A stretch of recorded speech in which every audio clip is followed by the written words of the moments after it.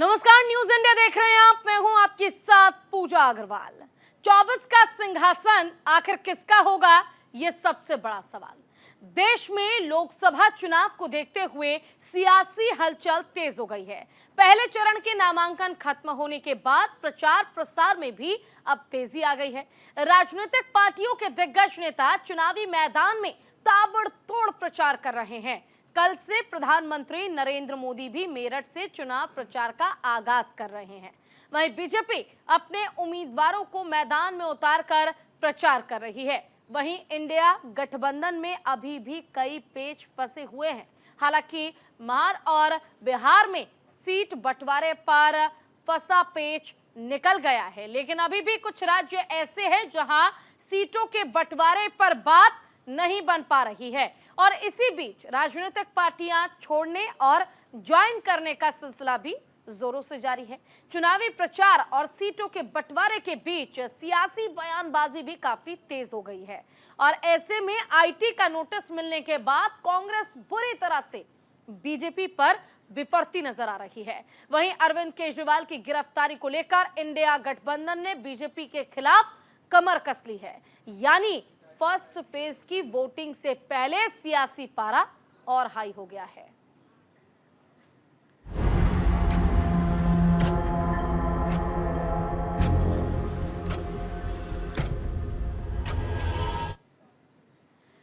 तो देखिए, मिशन 2024 को फतेह करने के लिए प्रधानमंत्री नरेंद्र मोदी ने तीसरी बार भी क्रांति की धरती मेरठ को ही चुना है। 31 मार्च को चुनावी कैंपेन की शुरुआत कर प्रधानमंत्री नरेंद्र मोदी पश्चिमी यूपी में सियासी तापमान बढ़ाएंगे। लोकसभा चुनाव की घोषणा होने के बाद प्रधानमंत्री नरेंद्र मोदी की ये पहली रैली होगी। वो अपने चुनावी कैंपेन की शुरुआत करेंगे और पिछले 2 लोकसभा चुनाव की तरह इस बार भी मेरठ से ही कैंपेन की शुरुआत होने जा रही है। मोदी की ये रैली मोदीपुरम में केंद्रीय आलू अनुसंधान केंद्र के पास ग्राउंड में होगी। रैली में आरएलडी के मुखिया चौधरी जयंत पहली बार प्रधानमंत्री के साथ मंच पर नजर आएंगे। आपको बता दें कि साल 2014 के चुनाव में प्रधानमंत्री का चेहरा बनने के बाद नरेंद्र मोदी ने पहली बार रैली मेरठ में ही की थी।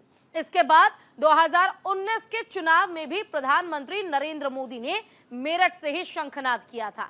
ऐसा माना जा रहा है कि मेरठ की इस रैली से पीएम मोदी गाजियाबाद, बागपत, गौतम बुद्ध नगर, शामली और सहारनपुर तक को साधेंगे। बागपत और बिजनौर लोकसभा सीट आरएलडी के खाते में गई है। ऐसे में चौधरी जयंत भी इस रैली में शामिल होंगे। ऐसा पहली बार होगा जब चौधरी जयंत प्रधानमंत्री नरेंद्र मोदी के साथ मंच साझा करेंगे। देखिए, माननीय प्रधानमंत्री जी का पहले चरण के चुनाव के नामांकन की प्रक्रिया पूरी होने के बाद दूसरे चरण के नामांकन की प्रक्रिया शुरू होने के साथ आगमन होना, यह हम लोगों के लिए अत्यधिक खुशी का विषय है। माननीय प्रधानमंत्री जी के आगमन को लेकर के पार्टी के स्तर पर जोरदार तैयारी की जा रही है। पश्चिम से लेकर के पूरब तक भारतीय जनता पार्टी की लहर है, आंधी है। और जो लक्ष्य हम लोगों ने रखा है कि अब की बार 400 पार और उत्तर प्रदेश में 80 की 80 लोकसभा सीटें जीतने का, तो उस लक्ष्य को माननीय मोदी जी के नेतृत्व में प्राप्त करेंगे। माननीय प्रधानमंत्री नरेंद्र मोदी जी मेरठ आगमन पर हम सब कार्यकर्ता पलक पावड़े बिछाकर इंतजार कर रहे हैं। पश्चिमी उत्तर प्रदेश में फेज 1 के चुनाव है, 8 की सीटें हम जीत रहे हैं और पश्चिम से जो लहर चलेगी पूरे प्रदेश में जाएगी और हम 80 की 80 सीटें जीतेंगे। माननीय प्रधानमंत्री जी की कल रैली है और उनकी सुरक्षा के दृष्टिगत यहाँ पे व्यवस्था प्रशासन और पुलिस को करनी है। आचार संहिता लगी हुई है, तो हमें सिर्फ सुरक्षा के दृष्टिगत इन सब चीज़ों का आकलन करना है जो हम लोगों ने किया है। और जैसा आप लोगों ने कहा कि इस टाइम पे ड्रोन या कुछ है, उसका ऑर्डर हमने कर दिया कि कोई ड्रोन या फ्लाइंग ऑब्जेक्ट उस टाइम पे ना उड़ाई जाए। बाकी सभी ऑलरेडी ब्रीफिंग हुई है, एसपीजी भी आई है, उन्होंने भी ब्रीफ किया, तो उस हिसाब से सारी तैयारियां और पूरा हम लोग इस चीज़ को लेकर तैयार है कि सुरक्षा में कोई भी ऐसी कोई चीज ना हो जिससे प्रधानमंत्री जी की 31 तारीख को जो रैली है उसमें 5 लोकसभा हमारी आती है। उसमें जो प्रत्याशी हैं 5 लोकसभा के वो रहने वाले हैं और रालोद हमारा जो दल है, वो सहयोगी दल है, उनके नेता भी रहेंगे और हमारे जो जिलाध्यक्ष वगैरह हैं वो भी उसमें रहेंगे। तैयारियां हमारी लगभग 1 लाख से ज़्यादा की हमारी सिटिंग है और बाकी वो ग्राउंड और है, तो उसमें लगभग हम समझते हैं 1.5 से 2 लाख की संख्या हमारी बहुत आसानी से रहने वाली है। 3 बजे का समय दिया है आफ्टर लंच और लगभग 4 बजे तक उसमें मोदी जी आ जाएंगे और कार्यक्रम हमारा यही है कि 3 बजे का समय है तब एकत्रीकरण का और 4 बजे के लगभग मोदी जी वहाँ संबोधित करेंगे। तो वहीं एक तरफ पीएम मोदी मेरठ में चुनावी कैंपेन कर अपनी ताकत दिखाएंगे, वहीं दूसरी ओर इंडिया गठबंधन ने भी प्रधानमंत्री नरेंद्र मोदी पर निशाना साधने के लिए दिल्ली में मैदान तैयार कर लिया है। दिल्ली के रामलीला मैदान में कल होने वाले इंडिया गठबंधन की महारैली ने राजधानी में सियासी पारे को और बढ़ा दिया है। इस महारैली में टीएमसी के 2 नेता और नेशनल कॉन्फ्रेंस के नेता उमर अब्दुल्ला, फारूक अब्दुल्ला समेत इंडिया गठबंधन के कई नेता शामिल होने वाले हैं और आम आदमी पार्टी के नेताओं ने तो पहले से ही पीएम मोदी के खिलाफ मोर्चा खोल दिया है। इंडिया गठबंधन ने इस रैली का नाम तानाशाही हटाओ लोकतंत्र बचाओ रखा है और इस महारैली में अरविंद केजरीवाल और हेमंत सोरेन की गिरफ्तारी समेत करीब 5 मुद्दों पर चर्चा की जाएगी। इंडिया गठबंधन की महारैली को लेकर बीजेपी नेता लगातार रिएक्शन दे रहे हैं। वहीं बीजेपी के राष्ट्रीय महासचिव दुष्यंत कुमार गौतम और बीजेपी प्रवक्ता शहजाद पूनावाला ने इंडिया गठबंधन की महारैली पर सवाल खड़े किए हैं। सुनिए। हुए मुख्यमंत्री अरविंद केजरीवाल जी को जिस तरह से देश के प्रधानमंत्री जी ने तानाशाही पूर्ण रवैया अपनाते हुए गिरफ्तार करवाया है, उसके खिलाफ पूरे दिल्ली के अंदर लोगों में आक्रोश है। इस तानाशाही के खिलाफ लोकतंत्र की जो हत्या हो रही है पूरे देश के अंदर, एजेंसियों का जो दुरुपयोग हो रहा है, उसके खिलाफ कल 10 बजे यहां रामलीला मैदान में पूरा इंडिया गठबंधन इकट्ठा हो रहा है। देश भर से जो इंडिया गठबंधन के एलाइंस पार्टियां हैं, उनके नेतृत्व रामलीला मैदान में कल आ रहे हैं। इनको राज्यों में कोई भी नहीं पूछने वाला है, इसलिए कहीं भी मौका देखते हैं भीड़ इकट्ठी होती है, अपना भाषण देने की कोशिश करते हैं।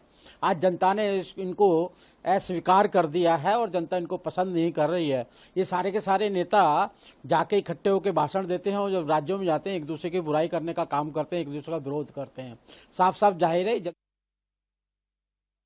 वहीं आगामी लोकसभा चुनाव के लिए बीजेपी उम्मीदवार और केंद्रीय मंत्री नितिन गडकरी ताबड़तोड़ रोड शो कर रहे हैं। नामांकन दाखिल करने के बाद नितिन गडकरी ने अपना पहला रोड शो नागपुर में किया था। उसके बाद नितिन गडकरी ने नागपुर सेंट्रल क्षेत्र में रोड शो किया।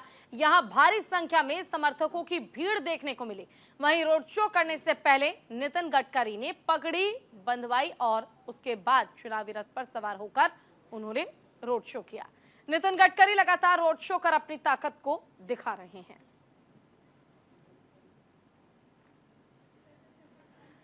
उत्तराखंड के मुख्यमंत्री पुष्कर सिंह धामी बीजेपी के स्टार प्रचारक के तौर पर ताबड़तोड़ रोड शो कर रहे हैं और इसी सिलसिले में सीएम धामी रानीखेत पहुंचे, जहां उन्होंने अल्मोड़ा से बीजेपी प्रत्याशी अजय टम्टा के समर्थन में रोड शो किया और इस दौरान भारी संख्या में लोगों का हुजूम भी उमड़ा। रोड शो करने के बाद सीएम धामी ने एक जनसभा को भी संबोधित किया।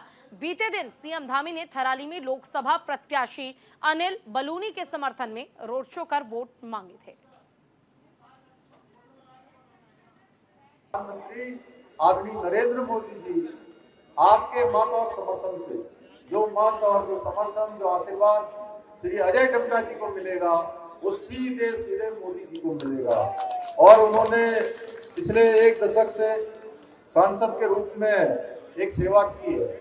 मैं अजय टम्टा जी के बारे में एक दिलचस्प बात आपको बताना चाहता हूं कि वो बहुत कम बोलने पर विश्वास करते हैं, लेकिन जितनी बार भी वो मेरे पास आए उन्होंने कभी कोई ऐसी बात नहीं करी कि कोई काम मेरा निजी करवा दो, किसी का करवा दो। जब तो वहीं उत्तराखंड में पौड़ी गढ़वाल से बीजेपी लोकसभा उम्मीदवार अनिल बलूनी ने गैरसैंण ब्लॉक के गांव में जनसंपर्क कार्यक्रम में भाग लिया और इस मौके पर उन्होंने लोगों से मुलाकात कर अपने लिए वोट भी मांगा। वहीं चमोली, पौड़ी और अल्मोड़ा में कार्यकर्ताओं ने बलूनी का जोरदार स्वागत किया। आपको बता दें कि इस दौरान बलूनी ने एक दुकान पर लोगों के साथ चाय पर चर्चा भी की और इस दौरान अनिल बलूनी के साथ भारी संख्या में समर्थक भी मौजूद रहे।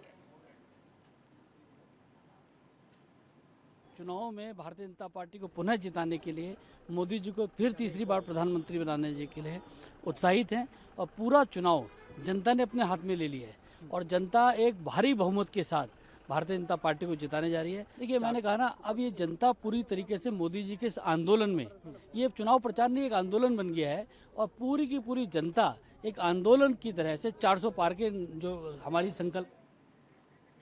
उधर त्रिपुरा के अगरतला में भी कुछ ऐसा ही देखने को मिला। यहां सीएम माणकई साहा ने बीजेपी उम्मीदवार बिप्लब कुमार देव के समर्थन में मंडई और मोहनपुर में बाइक रैली की और इस दौरान उन्होंने जनता से बीजेपी प्रत्याशी बिप्लब कुमार देव के लिए वोट भी मांगा। आपको बता दें कि बीजेपी ने पश्चिम त्रिपुरा लोकसभा सीट से बिप्लब कुमार देव को अपना उम्मीदवार बनाया है।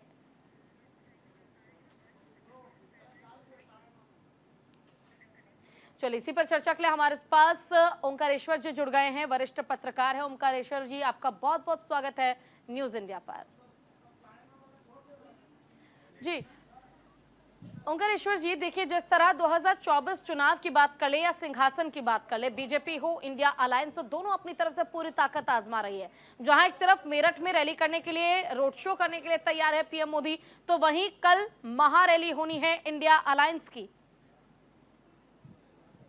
बिल्कुल, बहुत आपने सही कहा। दोनों तरफ से जो है वो तैयारियां अपने अपने तरीके से की जा रही हैं। लेकिन आप जहां तक देखते हैं कि प्रधानमंत्री मोदी की जो मेरठ में रैली होने वाली है, वो उत्तर प्रदेश में उनकी एक तरह से पहली चुनावी रैली होगी इस लोकसभा चुनाव के लिए और वो इस पूरे पश्चिमी उत्तर प्रदेश की कम से कम 27 लोकसभा सीटों पर वो असर डालेगी। और आप देखिए कि बड़े तरीके से उन्होंने इस चीज को स्क्रिप्ट किया है कि कल राष्ट्रपति भवन में चौधरी चरण सिंह को और दूसरे अन्य वरिष्ठ नेताओं को भारत रत्न का सम्मान दिया गया। पश्चिमी उत्तर प्रदेश में जो जाटों का वहां पर एक कम वो जनसंख्या होने के बावजूद एक डिसाइडिंग फैक्टर हो जाते हैं कई सारे लोकसभा चुनाव क्षेत्रों में, वहां पे, और वो जयंत चौधरी के साथ होंगे। दूसरा, राम मंदिर के निर्माण के बाद जो प्रधानमंत्री नरेंद्र मोदी कहते रहे हैं कि राम लला को वो ले आए हैं, वहीं पर वो अरुण गोविल के लिए प्रचार करेंगे जो रामायण के राम हैं। तो उन्होंने एक तरह से अपनी पूरी स्क्रिप्ट को तैयार कर लिया है कि किस तरह से पूरे पश्चिमी उत्तर प्रदेश की 27 सीटों को उनको जीतना है। पिछली बार 2019 में बीजेपी वहां उतनी सीटें नहीं जीत पाई थी क्योंकि समाजवादी पार्टी और बहुजन समाज पार्टी का अलायंस हुआ था और 4-4 सीटें दोनों पार्टियों ने ले लिया था, जबकि 2014 में लगभग सारी सीटें वहां से भारतीय जनता पार्टी ने जीत ली। ओंकारेश्वर जी, देखिए, अगर हम पश्चिमांचल की बात करें तो कह सकते हैं कि ये बेल्ट थोड़ा आसान हो सकता है बीजेपी के लिए, लेकिन आपने देखा होगा मुख्तार अंसारी की जब मृत्यु हुई और जब उनके शव को ले जाया जा रहा था, लाखों की संख्या में लोग वहां पर पहुंचे हुए थे, जिसके बाद कयास ये लगाए जा रहे हैं कि मुख्तार अंसारी की मौत चुनाव से पहले ये पूर्वांचल में खेल बिगाड़ सकती है बीजेपी का। देखिए, इसके दो पहलू हैं। एक तरफ लोगों का मानना है कि ये खेल बिगाड़ सकते हैं, दूसरे लोगों का मानना है कि ये खेल बना भी सकती है, क्योंकि यही जो पॉइंट है जो पोलराइजेशन करता है। जैसे ही आप हिंदू मुस्लिम दोनों को पोलराइज करते हैं और उस तरह से जो वोटिंग पैटर्न जाता है, तो इसका फायदा हमेशा बीजेपी को मिलता है। तो कहीं ना कहीं इसको इस रूप में भी देखा जा रहा है कि मुख्तार अंसारी की जो मौत हुई है, उससे जो वोटों का पोलराइजेशन होगा मुस्लिम वोटों का, उसके काउंटर में हिंदू वोटों का जो पोलराइजेशन होगा, उसका लाभ भारतीय जनता पार्टी को मिलेगा। दूसरी तरफ आपने कहा ये इंडिया अलायंस की जो रैली होने वाली है, वो रैली भी देखने वाली है कि वो कितनी बड़ी और क्या कर पाते हैं वो अपने तरीके से, क्योंकि अरविंद केजरीवाल जेल में हैं और उनको जेल से छुड़ाने के लिए प्रयास किए जा रहे हैं, तमाम तरीके से दबाव डालने की कोशिश की जा रही है। तो मेरे हिसाब से दोनों जो गठबंधन है, जो इंडिया अलायंस है और जो एनडीए का गठबंधन है, वो अपनी अपनी तैयारियों में अपने अपने तरीके से जनता के बीच उतर रहा है। अब ये समय बताएगा कि लोग किसको पसंद करते हैं। बिल्कुल, देखिए, और समय का इंतजार सबको ही है ओंकारेश्वर जी, लेकिन जब हम इंडिया अलायंस की बात करते हैं, देखिए इंडिया अलायंस का गठन इसलिए हुआ था ताकि एक मजबूती बीजेपी के खिलाफ पार्टी को मिल सके। लेकिन आज जो हम तस्वीर देख रहे हैं, चाहे बिहार में आप देख लीजिए, चाहे दूसरे राज्यों में आप देख लीजिए, जिस तरह तस्वीर दिखती है, क्या ओंकारेश्वर जी से ये समझा जाए कि जो क्षेत्रीय पार्टियां अपना समर्थन इंडिया अलायंस को दे रही हैं, कहीं ना कहीं ये उनके लिए नुकसानदायी हो सकता है? एक तौर पर कह सकते हैं कि बेवकूफी का फैसला ये हो सकता है, क्योंकि इंडिया अलायंस का परिणाम क्या रहने वाला है ये सब जानते हैं। इंडिया अलायंस के लिए यही सबसे बड़ी चुनौती है कि एक तरफ तो वो बीजेपी को सत्ता से हटाना चाहते हैं, एनडीए अलायंस को हटाना चाहते हैं, और दूसरी तरफ अपने अपने राज्यों में अपनी साख और अपनी स्थिति को मजबूत भी रहने देना चाहते हैं। इसीलिए आप देखेंगे कि जैसे बिहार में आरजेडी और कांग्रेस के बीच में टिकटों को लेके काफी कुछ तनातनी होती रही। हालांकि बाद में उन लोगों ने एक तरह से समझौता कर लिया। पूर्णिया में पप्पू यादव को लेके तो क्या सीधे तौर पर क्षेत्रीय पार्टियों को नुकसान हो रहा है? क्षेत्रीय पार्टियां इस बात से घबराई हुई हैं, और जायज तरीके से घबराई हुई हैं, क्योंकि इंडिया अलायंस के ज्यादातर जो दल हैं उनका उभार ही गैर कांग्रेसवाद पर हुआ है। इसलिए उनके मन में जो चिंता है वो स्वाभाविक चिंता है। ठीक है ओंकारेश्वर जी, वापस लौटूंगी आपकी तरफ, वापस आऊंगे आप पर, लेकिन फिलहाल जो खबर है उससे भी रुक करा देते हैं। बिहार में महागठबंधन के बीच सीटों का बंटवारा हो गया है। महागठबंधन ने पप्पू यादव का पत्ता काट दिया है। ऐसे में पूर्णिया की सीट काटे जाने से खफा पप्पू यादव ने कहा कि वो पूर्णिया से फ्रेंडली फाइट करेंगे। इधर पटना से दिल्ली रवाना होने से पहले आरजेडी नेता और पूर्व डिप्टी सीएम तेजस्वी यादव ने कहा कि हमारा पार्टियों से गठबंधन है, व्यक्ति विशेष से नहीं।